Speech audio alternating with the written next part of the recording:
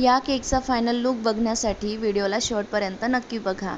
तर काल होता मला चेस थीम केकचा ऑर्डर। त्यासाठी जी बेसिक तयारी होती ती मी करून घेतली।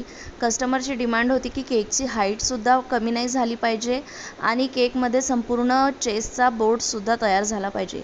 त्यासाठी मी एक आयडिया केली, केकला कापून थोडं मध्ये क्रीम फिल केली आणि मग त्यानंतर फायनल आयसिंग करून त्यावरती जे चॉकलेटचे स्क्वेअर्स टॉपर बनवले होते ते अप्लाय करून घेतले। त्यानंतर नोझलने छान छोटीशी बॉर्डर तयार केली आणि केकची फायनल फिनिशिंग करून घेतली। त्यानंतर मी टॉपर्स काढले होते हॅपी बर्थडेचे आणि तो बर्थडे बॉय जितक्या नंबरचा झाला होता, जितक्या इयर्सचा झाला होता त्या नंबरचं टॉपर बनवून घेतलं आणि बर्थडे बॉयचं नावसुद्धा लावून घेतलं, ते होतं श्रवण। श्रवण लावल्यानंतर असं झाला केकचा फायनल लुक। तुम्हाला कसा वाटला एक वेळा कमेंटमध्ये नक्की सांगा।